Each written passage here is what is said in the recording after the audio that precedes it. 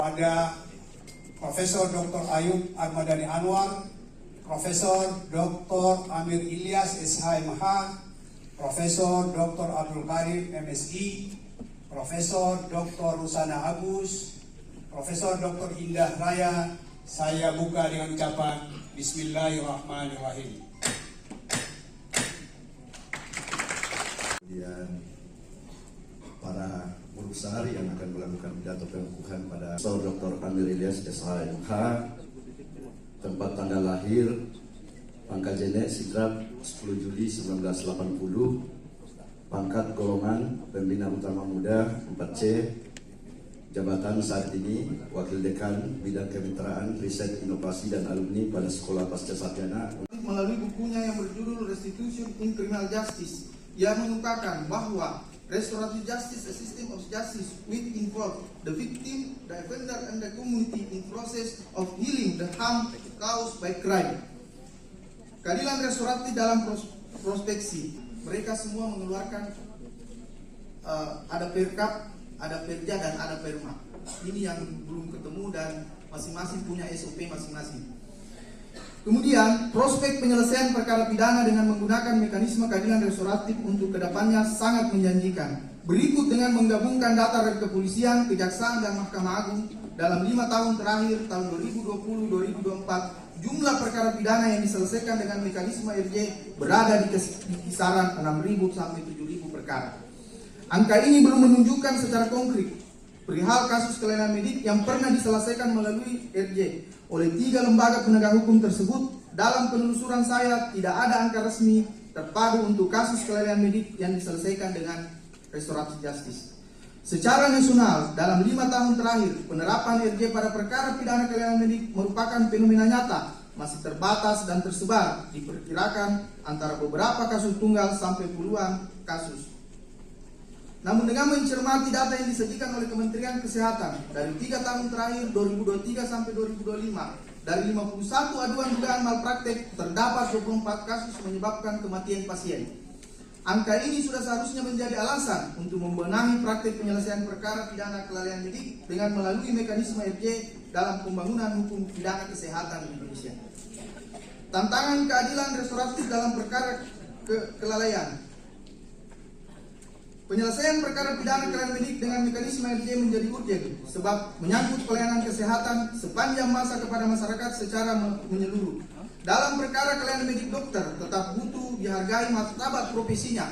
Korban pasien tetap butuh kepastian, permintaan maaf, perbaikan dan ganti rugi yang adil. Rumah sakit juga butuh public trust.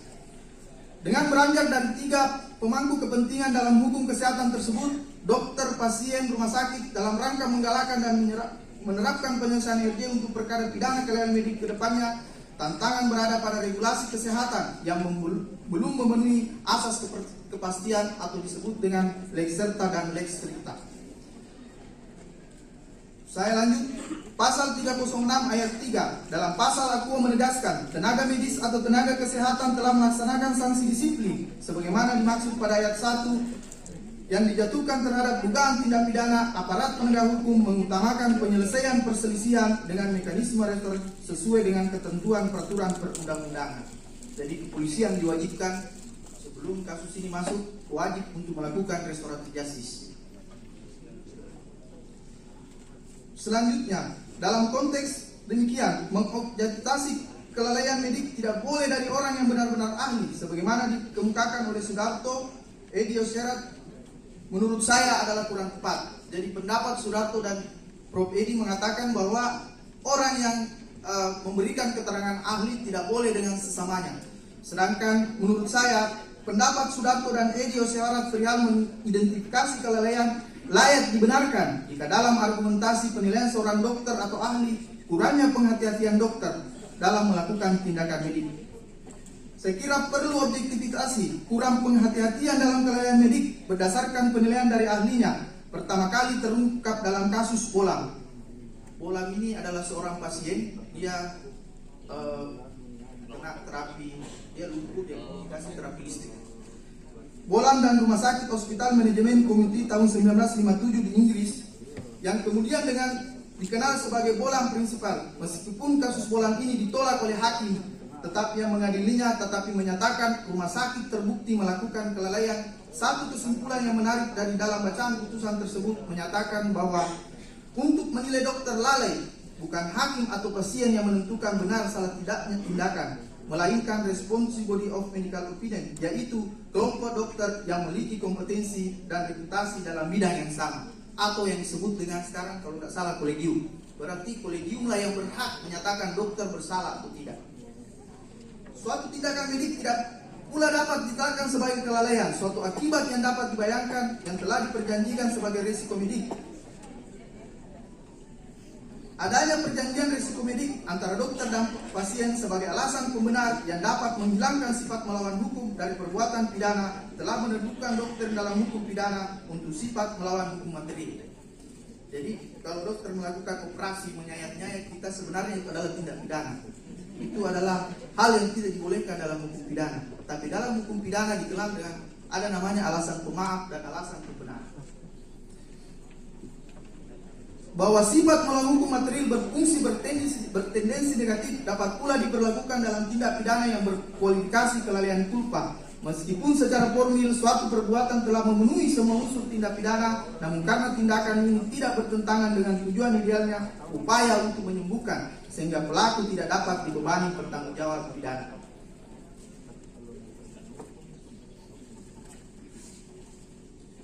Solusi RJ untuk perkara kelalaian medik.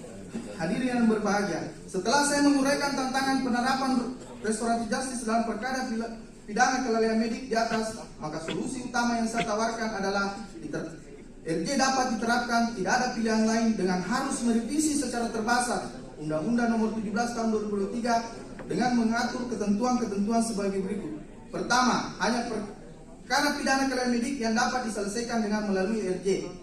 Sepanjang keluarga korban menghendaki atau sepakat berdamai dengan dokter yang telah memberikan tindakan. Kedua, untuk dokter sebagai pelaku tindak pidana kelalaian medik berulang menjadi pengecualian dapat diselesaikannya dengan melalui RJ. Jadi dokter yang selalu melakukan malpraktik tidak berhak lagi mendapatkan restoratif justice. Ketiga, perlu sentra penegakan hukum keadilan restoratif bagi korban pelaku dengan melibatkan 4 unsur. Dari Majelis Disiplin Profesi Kedokteran, dari kepolisian, unsur kejaksaan, dan unsur pengadilan. Dengan menghimpun semua penegak hukum dalam satu lembaga, selain tidak ada lagi yang paling merasa sebagai pemilik perkara atau dikenal dengan istilah domitis litis, juga sukses tidaknya mekanisme RJ sudah berada dalam satu kesepakatan para penegak hukum. Selanjutnya, dalam lubuk hati yang paling dalam, mari kita semua jujur. Tidak semua dokter adalah korban dan tidak semua keluarga pasien adalah pihak yang selalu benar. Namun dalam kelalaian medik, seringkali dua hati yang hancur saling berhadapan. Keluarga pasien membawa kehilangan yang tak pernah tergantikan. Dokter membawa penyesalan yang tak pernah benar-benar hilang. Pada titik itu negara haruslah menjadi jembatan, bukan menjadi batu pemecah.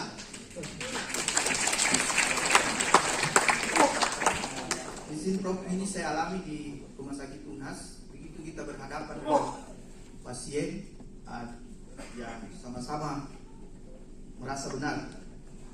Ada dokter yang berhenti karena traumatiknya pada kasus kelalaian medik. Ada keluarga pasien yang tidak lagi mau berhubungan dengan rumah sakit karena kehilangan yang terlalu perih. Demikianlah keadilan restoratif menjadi bintang kecil di tengah kegelapan. Ia memang tidak menghapus luka, tetapi ia mengisikan luka itu, menemukan jalannya untuk kesembuhan. Saya sangat berbahagia saat dalam penantian panjang SK Guru Besar dikeluarkan. Kedua orang tua saya, ayah dan ibu saya, bisa menyaksikan. Namun di tengah kesibukan saya yang tidak dapat mempercepat pidato pengukuhan, ayah saya telah pergi selama-lamanya. Beliau tidak dapat menyaksikan lagi saya berdiri di panggung yang mulia ini. Kepada ayahku almarhum Ilham Ansar, doa-doaku akan selalu bersenandung merdu untukmu. Semoga seluruh kebaikan yang kau niatkan dahulu dapat ditunaikan. Bersyukur sebesar-besarnya Allah Subhanahu wa taala masih menjaga kesehatan ibu saya, Ibunda Bungasa, sehingga akhirnya bisa menyaksikan saya berdiri di panggung mulia ini yang tak lagi ditemani kekasih hatinya. Pada sesungguhnya Beliaulah sebenarnya yang pantas menerima gelar kehormatan ini.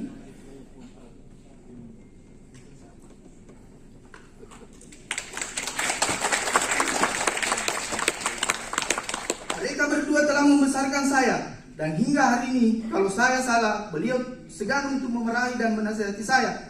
Ibu, almarhum ayahku, apalah artinya saya ini bagimu? Izinkan saya bersimpuh dan memohon kepadamu, hingga hari ini saya mustahil membalas semua utang budi dan jasa kesamu telah membesarkan buah hatimu. Ibu dan almarhum ayahku, izinkanlah anakmu juga ini menyebut saudara kandung yang juga adalah anak dan intan permatamu. Desember 2025. Dewan Profesor Universitas Hasanuddin setelah mendengar penyampaian pidato penerimaan jabatan profesor di hadapan rapat paripurna Senat terbuka luar biasa, Saudara Profesor Dr. Amir Ilyas SHMH dengan ini dinyatakan diterima dan dikukuhkan sebagai anggota Dewan Profesor Universitas Hasanuddin nomor anggota 607. Semoga prestasi saudara semakin meningkat dalam mengembangkan tridharma perguruan tinggi dan selalu menjaga martabat dan etika sebagai guru besar. Makassar 2 Desember 2025, Ketua Dewan Profesor A. Pangeran Munta. Silakan duduk kembali. 605.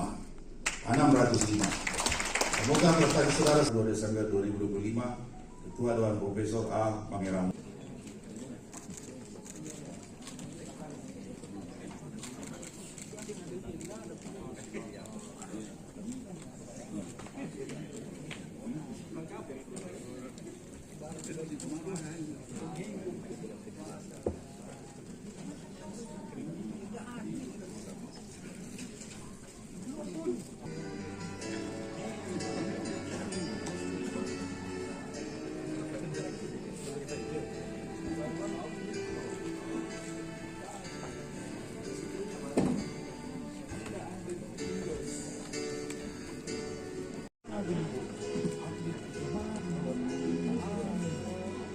Nasional.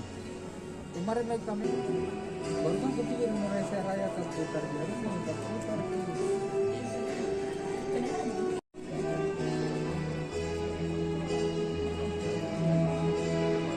Diri di tempat masing-masing untuk sesi foto bersama. Izin Prof. 1, 2, 3. Sebentar lagi Prof. Seluruh keluarga besar profesor yang baru saja menandatangani pengukuhan. Namun tentu sebelum kita pengukuhan dan penerimaan sebagai anggota Dewan Profesor Universitas Hasanuddin dengan resmi saya tutup dengan ucapan Alhamdulillahirabbil alamin. Universitas Hasanuddin.